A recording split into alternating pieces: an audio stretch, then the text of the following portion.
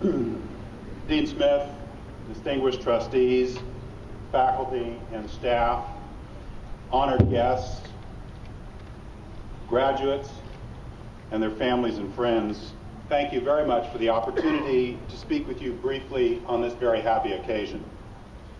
On behalf of the judges of the San Diego Superior Court, congratulations.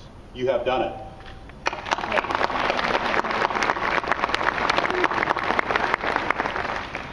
I would like to share some thoughts on this, your great day. As you prepare to enter the legal profession, I encourage you to always strive to do your best and never, never give up. I know these are difficult economic times, but I suggest that has nothing to do with contemplating and shaping your philosophy of life. Difficulties should never dissuade you from pursuing your dreams, from following your bliss. Consider instead that they provide a challenge to meet, an obstacle to overcome. Now, many of you have seen or heard of Ray Lewis, the ageless all-pro linebacker of the Baltimore Ravens football team. And I ask you picture him, not me, and take to heart his words when he motivated the Stanford men's basketball team before their semifinal game in the National Invitational Tournament last month by exclaiming, quote, "We get one opportunity in life, one chance in life to do whatever you're going to do, to lay your foundation, to make whatever mark you're going to make, whatever legacy you're going to leave. Leave your legacy." And it's found through effort. Wins and losses come a dime a dozen, but effort, nobody can judge effort, end quote. He concluded with a call to greatness and then, quote, "So let's do what we do tonight," end quote. Seek that level of excellence. Never settle for mediocrity or doing just enough to get by. As you prepare to enter our profession, know that the judges and lawyers here in San Diego are proud of what we do. That's because the practice of law in San Diego has always been unique. Here we strive to uphold the tradition that our word is our bond, that our handshake seals the deal. We live in a large city, yet that is our tradition, a tradition that was begun, instilled, and fostered by those fine judges and lawyers, both past and present, of San Diego. We jealously guard our sense of collegiality and informality. Ours is a noble profession. In all that we say and do, let us never forget that. On a personal note, if you would be so kind as to indulge a son's love and admiration of his father. When I was a young man, in urging me to never, never lose my idealism, he told me what Dr. Albert Schweitzer had once said, quote, "The tragedy of life is what dies inside a man while he lives," end quote. My mentor, my role model, my true inspiration, my father.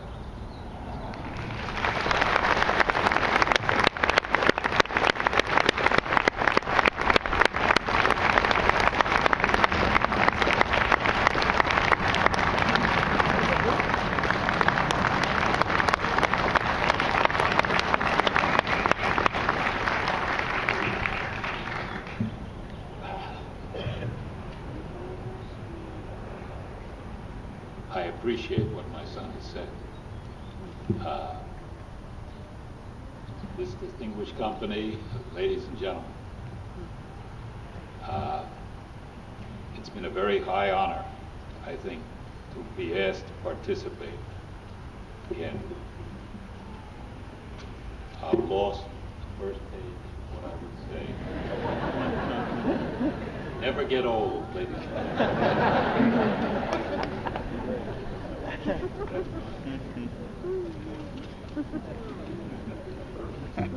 It won't be that long. But let me say that it's a high honor for me to be asked to participate in what I know is a very historic day for each one of these young people. It's a special milestone that they've achieved.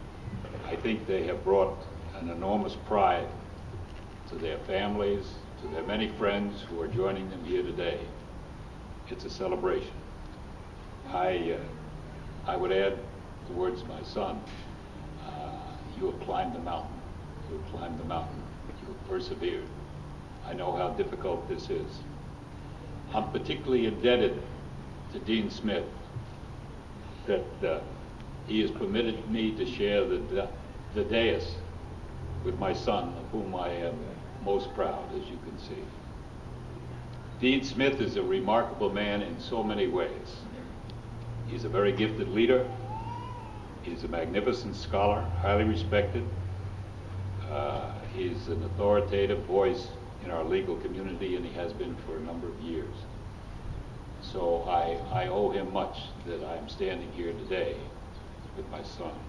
He's asked me to go back and pass on some of the things that have been important to me in my career. And what I would like to say is a few things that I wish had been expressed to me when I was in your shoes 62 years ago.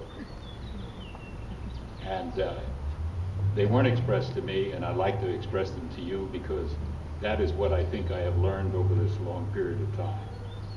Early in your career, select a mentor. It could be a father, it could be a relative, it could be a lawyer, it could be a judge.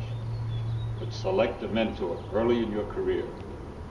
I believe in the maxim, show me the idol of a man and I will show you the direction of his life.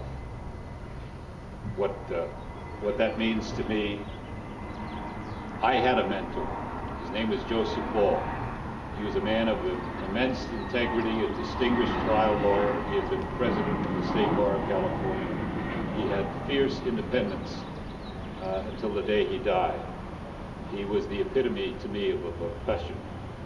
And he was my beacon light throughout my career. I'd ask myself, in difficult situations, what would Joe Ball do?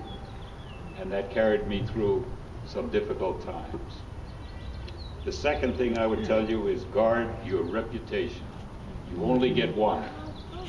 You can't buy it, but you can sell it very, very cheaply, and you never get another.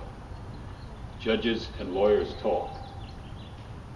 Judge Turrentine of our court said a long time ago to me, if you develop a reputation of having chalk on your feet, of your word not being trusted, no matter your technical skills, your legal expertise, no matter what that is, if you don't understand that principle, you will damage every client you represent, and it will cost you throughout your professional careers in ways you will never see or understand.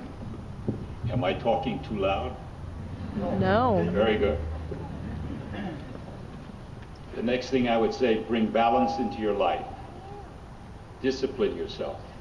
There's so many hours in a day, so much time for work, so much time for family, so much time for rest. Be a complete person. Be a full person. Have interests outside of the law. Let 1,000 flowers bloom. The best expression I've heard of it, Chief Justice Rehnquist said to every law clerk he ever hired, don't let your career swallow your life. That's something to live by. The thing I would really say is what my son has said, be very proud of your profession. Sometimes we forget the rich heritage we have had. Our founding fathers, most of our founding fathers were lawyers. They wrote the Constitution of the United States. They wrote the Bill of Rights, which separates us from any other nation on the face of the earth. A lawyer wrote the Declaration of Independence. If you ever want to read eloquence, read the Declaration of Independence. A lawyer wrote the Gettysburg Address. It represents the expression of the highest aspirations we have as a people. A lawyer did that. Lawyers serve on commissions, on boards, on committees throughout the community in which they live, pro bono. Those committees, those commissions are the underlying fabric of our democratic society. Lawyers serve pro bono. All that comes from lawyers. Be proud of being a lawyer. People who tell lawyers jokes never met Joe Ball. That's the way I think of it. And I want to talk about what my son has talked about, idealism. I told him that, and I would tell you that, and I'd express it in the strongest possible terms. As you sit here now, you are in a very, very unique position. You will never have as much book learning as you have right now. People who sit on the bench with me could not take the bar that you are about to take, I don't think. You have book learning, you have idealism now. You can think about how you should change the world, how you should be the change that you always wanted to see in the world, that should have impact on so many lives, the things you can do. You have all that now. You have youth, you have intelligence, you have vigor, you have enthusiasm. Never, never, never lose that. Be very mindful of that. I will quote again that quote that Kevin taught Dr. Schweitzer, because it haunts me. The tragedy of life is what dies inside a man while he lives. I have seen innumerable young men and women in law enforcement who have seen too much of the hard life, the evils of life, and the laughter has gone out of their eyes. They have lost that idealism. Never lose that. Never lose that. I'd like to just conclude these very brief remarks, refer to you as my fellow lawyers, as you are now. Have an impact on the lives of other people. You now have the skills to do that. Stand for something in your career. Make your mark on this profession. Bring to this profession the respect and dignity to the practice of law that it should have and always have. If you do those things, you will have an immensely satisfying personal and professional life when you look back on it. I spent 50 years in the trial court, 22 as a lawyer, 28 as an active judge.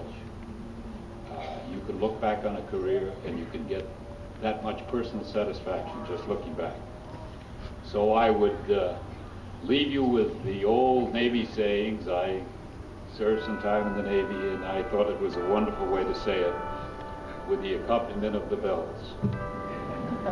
May you have fair winds and following seas. And I would say, may you have great happiness and good fortune in all that is to come. All the best to you, to each of you, in all that you do. Congratulations again.